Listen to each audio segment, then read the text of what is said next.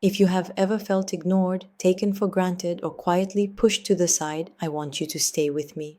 Today I am going to describe situations that look ordinary, almost harmless, but over time they slowly destroy your value in other people's eyes. And yes, the most interesting part is saved for the end. For many years, I have worked across different countries, cultures, and systems, supporting women in business, leadership, and personal transformation. And what I see very clearly right now is that this is a difficult moment for women all over the world. Expectations are rising, emotional labor is invisible, and respect is often given only when you are convenient.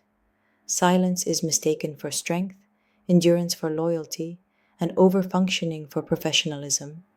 That is why I feel ready to help more women online feel free, independent, self confident, and capable of choosing what they truly need, not what society quietly pushes on them.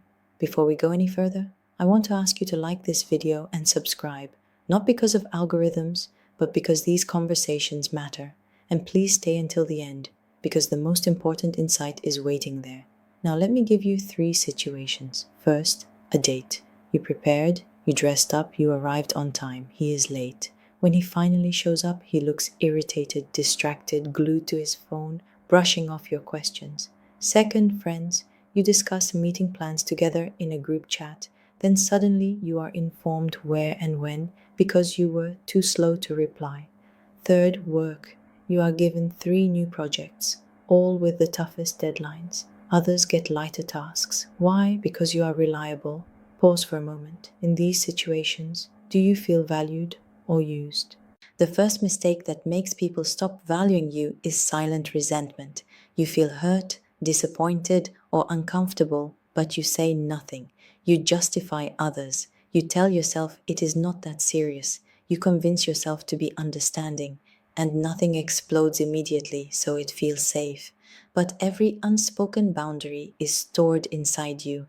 Every time you swallow discomfort, it accumulates, and one day it comes out as irritation, burnout, a sudden emotional outburst, or a complete withdrawal from the relationship. Respect does not grow in silence. Silence teaches people that your discomfort is acceptable. The second mistake is ignoring disrespect disguised as humor. Sharp jokes, comments on the edge, phrases like, "don't be so sensitive," or "we are just joking." If something hurts you, it matters. You can care about someone and still say, "this joke is not funny for me." Self-irony is strength, but enduring pain quietly is not maturity. The third mistake is the inability to say no. That small word feels terrifying for many women. We fear rejection, conflict, or being seen as difficult. So we say yes when our body clearly says no. We accept lateness, unfair conditions, uncomfortable jokes, and unrealistic workloads. Notice this carefully. Every time you say yes against yourself, you abandon yourself. And people feel that. Respect erodes not because you are kind, but because you never push back. If you are wondering how to change this without becoming aggressive, stay with me. This is where things start to shift. The fourth mistake is inconsistency, constantly changing plans, postponing meetings, canceling at the last minute, being vague. Even when intentions are good, this behavior signals unreliability. People judge value by behavior, not potential. You can be talented, intelligent, and kind, but unpredictability costs trust. The fifth mistake is not saying thank you. Gratitude is not weakness, it is recognition. Saying thank you means I see you, I acknowledge your effort. Money cannot replace that. Respect grows where recognition lives, not where transactions are cold and silent. The sixth mistake is refusing to help or helping with visible resentment. Helping is not about obligation. Help only when you want to, can, and are asked. Offer once, maybe twice. After that, step back. Helping should come from respect, not control or martyrdom. Sometimes simply asking, "Do you need help?" is enough. Many people avoid helping because they fear being owed something or creating dependence, but we never know when we ourselves will need help. Choosing awareness instead of indifference builds human connection. If any of these points resonate so far, pause for a second, like this video, subscribe, and keep watching, because now we move into mistakes that are much harder to notice, but far more damaging. The seventh mistake is constant apologizing, not for real mistakes, but for existing. Sorry to ask, sorry to bother, sorry but. This language shrinks you. It signals that you are easy to dismiss. People either feel irritated by it or empowered over you. Neither builds respect. You did not do anything wrong by asking for service, clarification, or space. Excessive apologizing trains others to see you as smaller than them.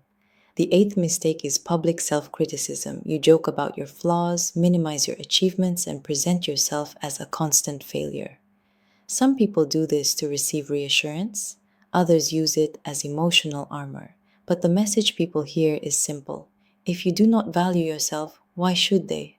This habit quietly teaches others how to treat you. It creates permission to underestimate you, and over time, it becomes very difficult to be taken seriously, even when you deserve it.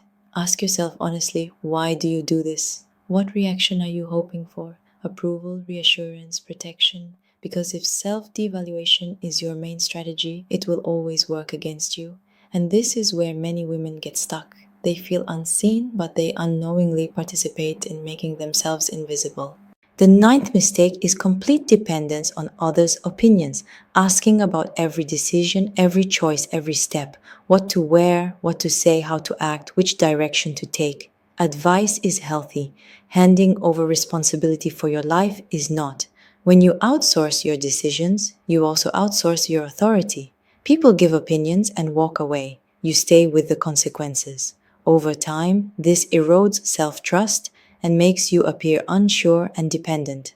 And finally, the 10th mistake is infantilism, passive aggression, withdrawal. Do whatever you want, ignoring instead of communicating, sitting with people while staring at your phone. This behavior reads as disrespect and emotional immaturity. People respond by quietly excluding you. They stop inviting you. They stop asking, not out of cruelty, but because the signal you send is, I am not really here, I am not participating. And then comes the confusion. Why do people distance themselves? Why am I no longer included? Often the answer is not what others did, but what you silently allowed and displayed. Stay with me, because now we bring everything together. Now I want you to ask yourself honestly, how many of these mistakes did you recognize? 1, 3, more?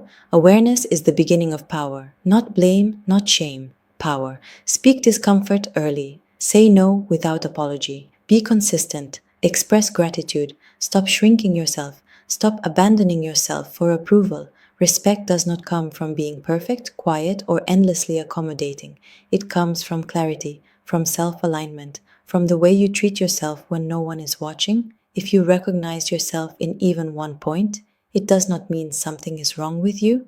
It means you are ready to change. Please like this video, subscribe to the channel, and stay with me. We are just getting started. And remember, the most interesting part is always what you decide to change next.